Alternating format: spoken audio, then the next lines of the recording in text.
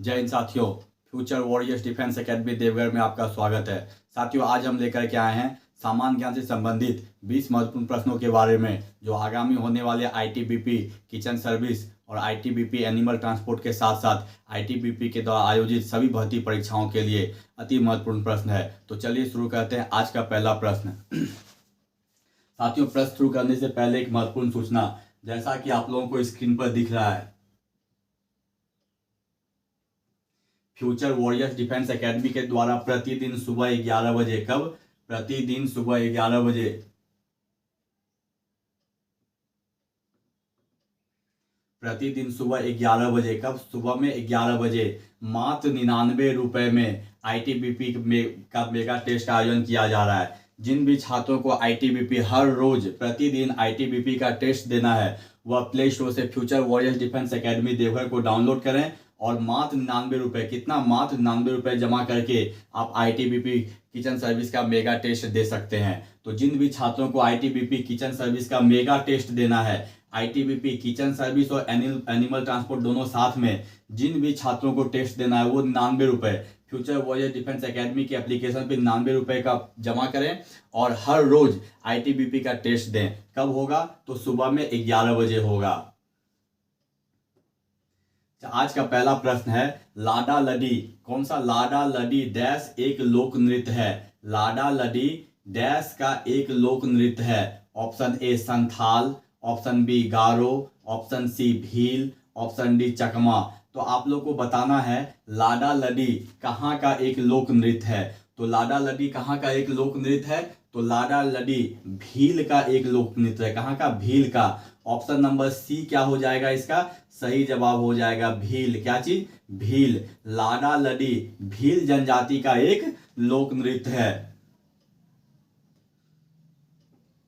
अगला प्रश्न है, प्रसिद्ध तबला वादक जाकिर हुसैन, प्रसिद्ध तबला वादक जाकिर हुसैन किस घराने से संबंधित थे? ऑप्शन ए बनारस घराना, ऑप्शन बी दिल्ली घराना, ऑप्शन सी इंदौर घराना, ऑप्शन डी पंजाब घराना। तो आप लोगों को बताना है प्रसिद्ध तबला वादक जाकिर हुसैन, कौन? जाकिर हुसैन किस घराने से संबंधित थे? तो जाकिर हुसैन पंजाब घराने से संबंधित थे। ऑप्शन नंबर डी क्या हो जाएगा इसका?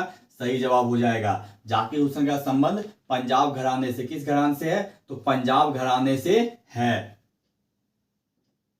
अगला प्रश्न है, दलितों के अधिकारों को बढ़ावा देने के लिए बी आर अम्बेडकर ने, कौन? बी आर अम्बेडकर ने कौन सा संगठन बनाया? Option A Harijan Sevak Sangh, option B depressed class mission, option C social service league, option D Bahishkrit Hitkarini सभा। तो आप लोग को बताना है कि दलितों के अधिकारों को बढ़ावा देने के लिए बी आर अम्बेडकर ने कौन सा संगठन बनाया था? तो बी आर अम्बेडकर ने दलितों को बढ़ावा देने के लिए बहिष्कृत हितकारिणी सभा, कौन सा? बहिष्कृत हितकारिणी सभा का गठन किया था। ऑप्शन नंबर डी क्या है इसका? सही जवाब है। क्या हो जाएगा? दलितों के अधिकारों को बढ़ावा देने के लिए बी आर अम्बेडकर ने बहिष्कृत हितकारिणी सभा का गठन किया था।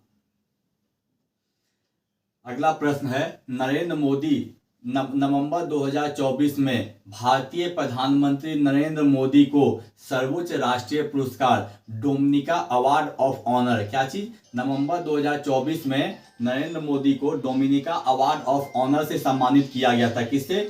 डोमिनिका अवार्ड ऑफ ऑनर से। तो ये डोमिनिका अवार्ड ऑफ ऑनर जो दिया गया है, यह पुरस्कार देश उनके योगदान को मान्यता प्रदान करता है। मतलब नरेंद्र मोदी को जो डोमिनिका अवार्ड मिला है, किस क्षेत्र में विशेष योगदान के लिए दिया गया है? ऑप्शन ए कोविड-19 महामारी, ऑप्शन बी देश के आईटी क्षेत्रों के विकास में, ऑप्शन सी देश के कृषि क्षेत्र के विकास में, ऑप्शन डी उनके प्रथम कार्यकाल के दौरान। तो आप लोग को बताना है कि नरेंद्र मोदी को नवंबर 2024 में, कब? नवंबर 2024 में डोमिनिका अवार्ड ऑफ ऑनर, क्या चीज? डोमिनिका अवार्ड ऑफ ऑनर से सम्मानित किया गया है। और यह सम्मान जो है ना, कोविड-19 महामारी के दौरान उनको विशेष योगदान के लिए दिया गया है। ऑप्शन नंबर ए क्या है इसका?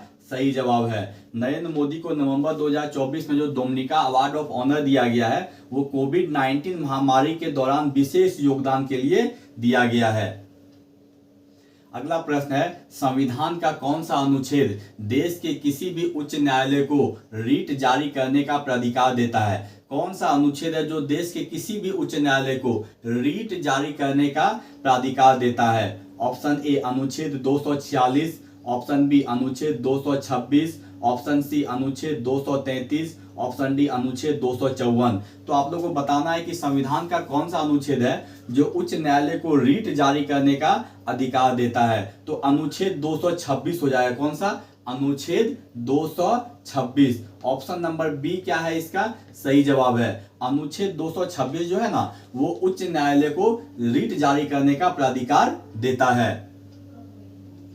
अगला प्रश्न है, किस संशोधन अधिनियम ने देश में वस्तु एवं सेवा कर लागू करने का मार्ग प्रशस्त किया? कौन सा संशोधन अधिनियम जो है वो देश में वस्तु और सेवा कर लागू करने का मार्ग जो है प्रशस्त किया? ऑप्शन ए 102वां संशोधन अधिनियम, ऑप्शन बी 103वां संशोधन अधिनियम, ऑप्शन सी 100वां संशोधन अधिनियम, ऑप्शन डी 101वां संशोधन अधिनियम। तो आप लोग को बताना है कि कौन सा अधिनियम जो है देश में वस्तु एवं सेवा कर लागू करने का मार्ग जो है क्या किया, साफ कर दिया। तो 101वां, कौन सा? 101वां संविधान संशोधन अधिनियम। ऑप्शन नंबर डी क्या हो जाएगा इसका सही जवाब हो जाएगा। 101वां संशोधन अधिनियम जो है ना देश में वस्तु एवं सेवा कर लागू करने का मार्ग प्रशस्त किया। अगला प्रश्न है, अशोक के शिलालेखों में मुख्यतः किस भाषा और लिपि का प्रयोग किया गया था? अशोक के शिलालेख में किस भाषा और लिपि का प्रयोग किया गया था? ऑप्शन ए संस्कृत और देवनागरी, ऑप्शन बी पाली और खरोष्ठी, ऑप्शन सी ग्रीक और लैटिन, ऑप्शन डी प्राकृति और ब्राह्मणी। तो आप लोग को बताना है कि अशोक के शिलालेख में जो है कौन से भाषा और लिपि का प्रयोग किया गया था। तो अशोक के शिलालेख में जो है ना प्राकृति और ब्राह्मणी, क्या चीज? प्राकृत और ब्राह्मणी भाषा और लिपि का प्रयोग किया गया था। ऑप्शन नंबर डी क्या हो जाएगा इसका सही जवाब हो जाएगा। अशोक के शिलालेख में मुख्यतः प्राकृतिक भाषा और ब्राह्मणी लिपि का प्रयोग किया गया था। अगला प्रश्न है, बीसीसीआई के पहले अध्यक्ष कौन थे? BCCI board of control for cricket in India, क्या चीज? Board of cricket, board of cricket for control in India. क्या है बीसीसीआई का full form? Board of cricket for control in India. Option A BCCI के पहले अध्यक्ष कौन थे? Option A RE Grant Govan, option B PM Rungta, option C AN Ghosh, option D Sikandar Hayat Khan. तो आप लोग को बताना है कि बीसीसीआई के पहले अध्यक्ष कौन थे और बीसीसीआई का फुल फॉर्म क्या होता है? Board of control for cricket in India. क्या चीज? Board of control,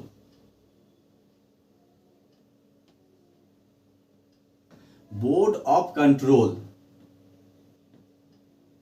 for cricket in India. तो इसके पहले अध्यक्ष कौन थे? तो RE ग्रांट गोवन थे। ऑप्शन नंबर ए क्या हो जाएगा इसका सही जवाब हो जाएगा। बीसीसीआई के पहले अध्यक्ष कौन थे? तो RE ग्रांट गोवन थे। अगला प्रश्न है, भारतीय जनगणना में किसी व्यक्ति को साक्षर माने जाने के लिए न्यूनतम आयु कितनी है? मतलब जो जनगणना होता है उसमें भारत में किसी भी व्यक्ति को साक्षर कितने उम्र की आयु में, न्यूनतम कितने उम्र की आयु में किसी भी व्यक्ति को साक्षर माना जाएगा? ऑप्शन ए 7 वर्ष, ऑप्शन बी 10 वर्ष, ऑप्शन सी 5 वर्ष, ऑप्शन डी 15 वर्ष। तो आप लोगों को बताना है कि भारत की जनगणना में किसी भी व्यक्ति को साक्षर मानने के लिए न्यूनतम आयु कितनी है? तो 7 वर्ष है। कितनी है? 7 वर्ष है। ऑप्शन नंबर ए क्या है इसका सही जवाब है। 7 वर्ष क्या हो जाएगा? 7 वर्ष हो जाएगा। मतलब भारत की जनगणना में किसी भी व्यक्ति को साक्षर माने जाने के लिए न्यूनतम आयु कितनी है? तो 7 वर्ष है। अगला प्रश्न है, तैराक श्री हरि नटराज भारत के किस राज्य से संबंधित हैं? तैराक श्री हरि नटराज भारत के किस राज्य से संबंधित हैं? Option A Gujarat, option B Kerala, option C Maharashtra, option D Karnataka. तो बताना है तैराक श्री हरि नटराज भारत के किस राज्य से संबंधित हैं? तो कर्नाटक राज्य से संबंधित है। कहां से? कर्नाटक राज्य से। ऑप्शन नंबर डी क्या हो जाएगा इसका सही जवाब हो जाएगा। तैराक श्री हरि नटराज भारत के कर्नाटक राज्य से संबंधित हैं। अगला प्रश्न है केडी जाधव ने किस खेल में ओलंपिक पदक जीता?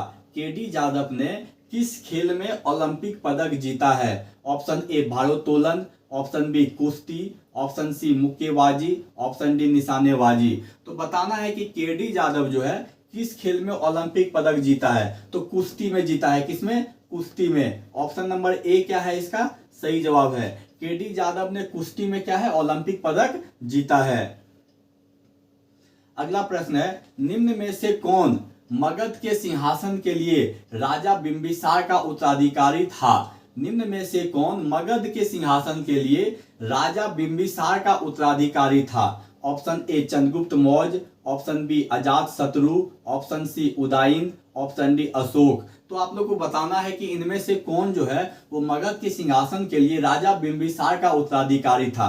तो राजा बिंबिसार का उत्तराधिकारी कौन था? अजात शत्रु था। ऑप्शन नंबर बी क्या हो जाएगा इसका सही जवाब हो जाएगा। अजात शत्रु मगध के सिंहासन के लिए राजा बिंबिसार का उत्तराधिकारी था। अगला प्रश्न है निम्न में से कौन भारतीय अर्थव्यवस्था के प्राथमिक क्षेत्र का एक भाग है?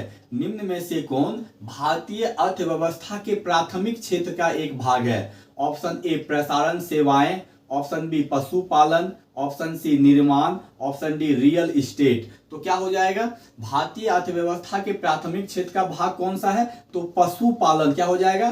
पशुपालन क्या हो जाएगा प्राथमिक क्षेत्र का एक भाग है। ऑप्शन नंबर बी क्या है इसका सही जवाब है।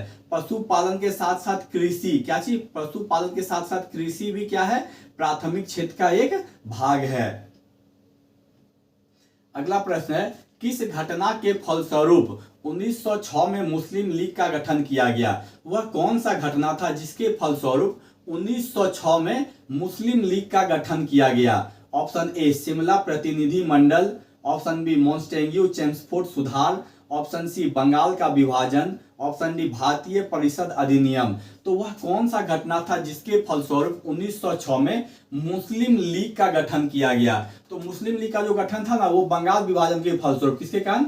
बंगाल विभाजन। ऑप्शन नंबर सी क्या हो जाएगा इसका सही जवाब हो जाएगा। मुस्लिम लीग का जो गठन 1906 में किया गया था वो बंगाल का विभाजन के कारण से किया गया था। अगला प्रश्न है निम्न में से कौन सा मुख्य रूप से ईसाइयों द्वारा मनाया जाता है? इनमें से कौन ईसाइयों के द्वारा मुख्य रूप से मनाया जाता है? Option A Muharram, option B Milad ul Nabi, option C Mahavir Jayanti, option D good Friday. तो आप लोग को बताना है कि मुख्य रूप से कौन सा जो इसमें दिया गया है वो ईसाइयों के द्वारा मनाया जाता है। तो ईसाइयों के द्वारा गुड फ्राइडे। कौन सा? Good Friday. Option number D क्या है इसका सही जवाब है। ईसाइयों के द्वारा गुड फ्राइडे मनाया जाता है।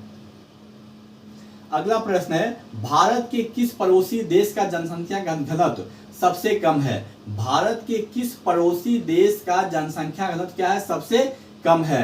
Option A Bhutan, option B Bangladesh, option C Nepal, option D Pakistan. तो आप लोगों को बताना है कि भारत का वह कौन सा पड़ोसी देश है जिसका जनसंख्या घनत्व सबसे कम है। तो भूटान का जनसंख्या घनत्व क्या है सबसे कम है। ऑप्शन नंबर ए क्या है इसका सही जवाब हो जाएगा। भूटान का जनसंख्या घनत्व क्या है वो सबसे कम है। अगला प्रश्न है बांग्लादेश का राष्ट्रीय फल कौन सा है? बांग्लादेश का राष्ट्रीय फल कौन सा है? ऑप्शन ए सेब, ऑप्शन बी कटहल, ऑप्शन सी आम, ऑप्शन डी अनार। तो बताना है बांग्लादेश का राष्ट्रीय फल कौन सा है। तो बांग्लादेश का राष्ट्रीय फल कटहल है। क्या है? कटहल है। ऑप्शन नंबर बी क्या हो जाएगा इसका सही जवाब हो जाएगा। बांग्लादेश का राष्ट्रीय फल क्या है? कटहल है। अगला प्रश्न है निम्न में से कौन भारत में किसी राज्य की विधान परिषद में 1/6 सदस्यों को नामित करता है? निम्न में से कौन भारत के किसी भी विधान परिषद में 1/6 सदस्य को नामित करता है? ऑप्शन ए मुख्यमंत्री, ऑप्शन बी राज्यपाल, ऑप्शन सी राज्य निर्वाचन आयुक्त, ऑप्शन डी राष्ट्रपति। तो आप लोग को बताना है कि कौन जो है वो भारत के किसी भी विधान परिषद में 1/6 सदस्यों को नामित करता है। तो क्या हो जाएगा? राज्यपाल। कौन? राज्यपाल जो है ना विधान परिषद में 1/6 सदस्यों को नामित करता है। ऑप्शन नंबर बी क्या हो जाएगा इसका सही जवाब हो जाएगा। राज्यपाल जो है वो भारत के विधान परिषद में 1/6 सदस्यों को क्या करता है? नामित करता है। अगला प्रश्न है, संविधान के अनुसार भारत डैश है। ऑप्शन ए राज्यों का संघ, ऑप्शन बी राज्यों का एक राष्ट्रमंडल, ऑप्शन सी राज्यों का एक परिसंघ, ऑप्शन डी राज्यों का एक महासंघ। तो आप लोग को बताना है कि भारत के संविधान के अनुसार जो है भारत क्या है। तो संविधान के अनुसार भारत राज्यों का एक संघ है। क्या है? राज्यों का एक संघ है। ऑप्शन नंबर ए क्या हो जाएगा इसका सही जवाब हो जाएगा। संविधान के अनुसार भारत क्या है? राज्यों का एक संघ है। अगला प्रश्न है, अर्णव चक्रवर्ती किस वाद्य यंत्र से संबंधित हैं? अर्णव चक्रवर्ती किस वाद्य यंत्र से संबंधित हैं? Option A sarangi, option B sarod, option C surbahar, option D mridangam. तो आप लोग को बताना है कि अर्णव चक्रवर्ती किस वाद्य यंत्र से संबंधित हैं। तो अर्णव चक्रवर्ती जो है ना सरोद से संबंधित है। किससे? सरोद से। ऑप्शन नंबर बी क्या हो जाएगा इसका सही जवाब हो जाएगा सरोद। क्या हो जाएगा?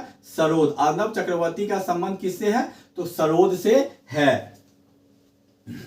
साथियों, जिन भी छात्रों को आईटीबीपी का मेगा टेस्ट देना, हर रोज आईटीबीपी का मेगा टेस्ट देना है, वो प्ले स्टोर पे जाएं, future warriors defence academy application को डाउनलोड करें और आईटीबीपी मेगा टेस्ट के 99 रुपए, कितना? मात्र 99 रुपए में जब तक आपका आईटीबीपी का एग्जाम ना हो जाए तब तक आपको हर रोज एक आईटीबीपी का पूरा फुल लेंथ टेस्ट प्रोवाइड कराया जाएगा। तो जिनको भी आईटीबीपी किचन सर्विस का मेगा टेस्ट देना है वो फ्यूचर वॉरियर्स डिफेंस एकेडमी को डाउनलोड करिए और आईटीबीपी मेगा टेस्ट को दीजिए।